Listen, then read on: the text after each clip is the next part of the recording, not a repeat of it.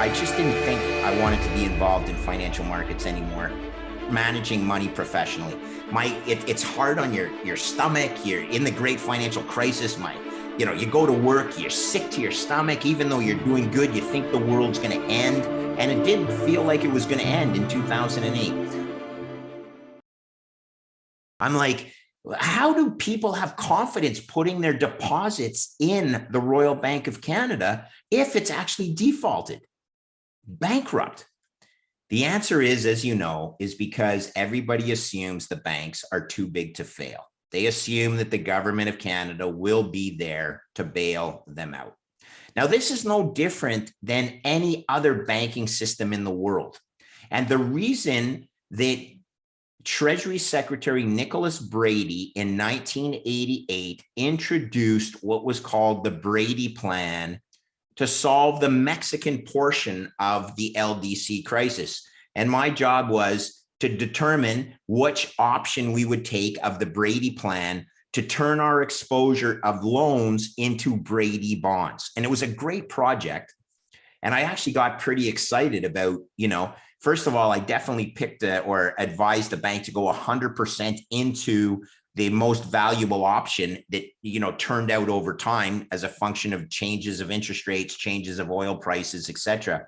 But the clear thing here was the Brady Plan changed the duration or the maturity of the loans from 5 years into 30-year obligations. Backed, the principal portion, the 25 cents that it was trading at, was backed by US Treasury zero coupon bonds, which over a period of 30 years, because there's what's called a zero coupon, they don't pay a coupon, they just accrete in value back to their parity or 100 cents on the dollar. The 25 cents on the dollar was backed by US Treasury. They didn't have to write down the value of the loans, Joe. It was brilliant. It was accounting gimmickry, but it was brilliant. It was a solution so that they didn't have to realize their loan losses. Didn't change the fact that they should have realized their loan losses and written things down. I looked at myself and I said, this fiat thing is a Ponzi. Fiat currency, printed money, the ability to print money out of thin air to defend things like our banking system is a Ponzi. So you could ask me in my Bitcoin journey, when did I start looking for a solution to the Bitcoin Ponzi, to the fiat Ponzi, the Bitcoin being the solution? It started in 1988. And I'm going to tell you at this point, and that was a slip of the tongue, when I first heard of Bitcoin as well, I said, Bitcoin's a Ponzi.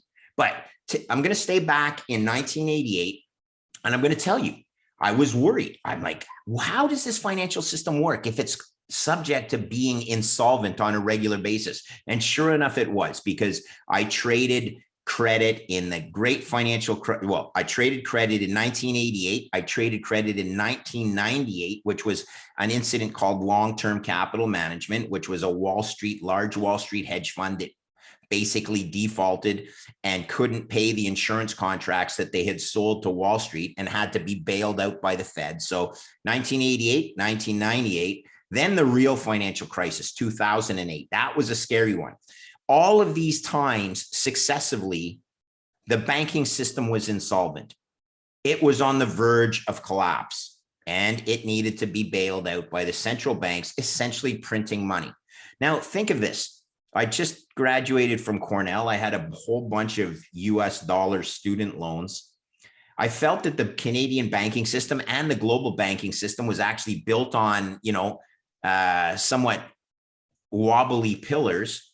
What am I going to do? Go to the Montreal Gazette or La Presse and say, I'm absolutely exposing the fraudulent banking system.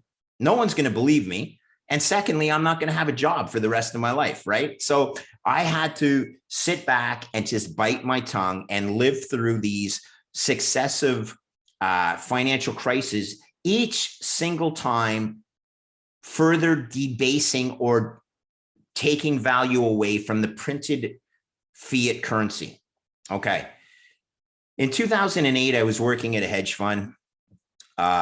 We were successfully negotiating the great financial crisis. and we put on a trade that basically, you may remember it. Certainly the Caisse de dépôt et placement Quebec was a big player in this thing called asset-backed commercial paper.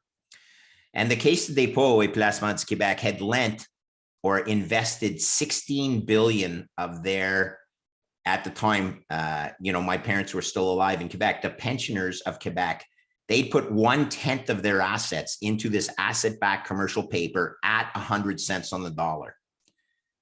That paper, because it had a small portion of US subprime debt, maybe 3 cents on the dollar, meaning if they invested in it at 100 cents on the dollar, it maybe should have been worth 97 cents on the dollar if you wrote off all the subprime debt exposure.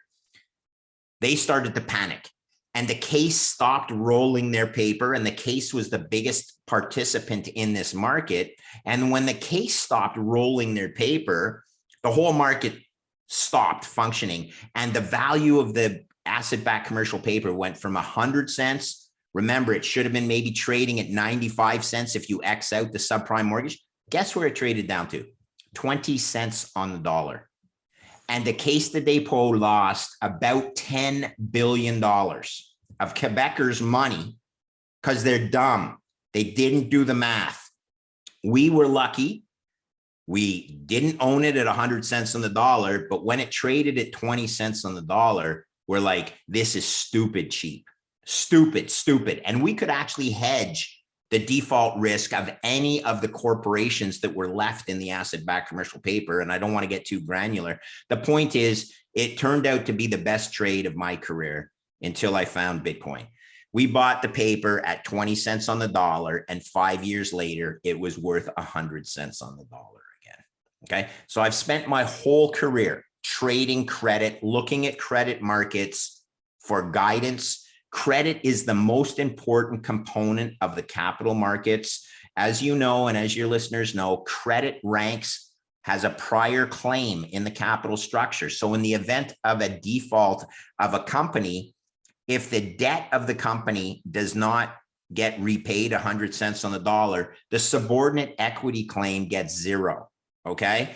Yet everybody buys the equities on the Toronto Stock Exchange blindly. Oh, because it's got to be cheap because it used to trade at 25 bucks a share and now it trades at 10 bucks a share. Guess what? If you don't know where the debt of that company trades, you need to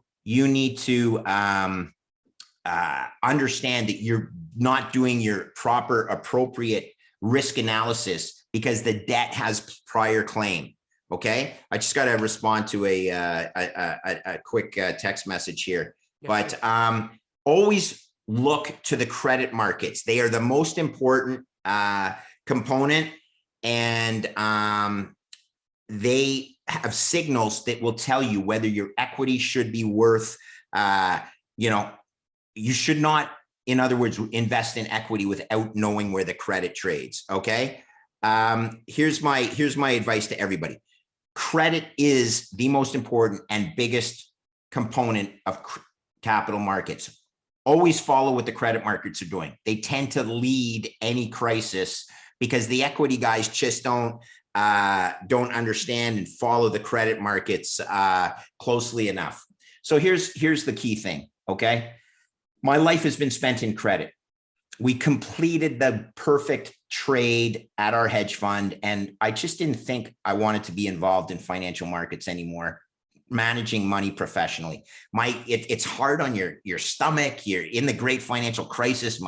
You go to work, you're sick to your stomach, even though you're doing good, you think the world's going to end. And it did feel like it was going to end in 2008. Anyway, I put my hand up and I said, I need to get out of this business in 2016. I want to retire.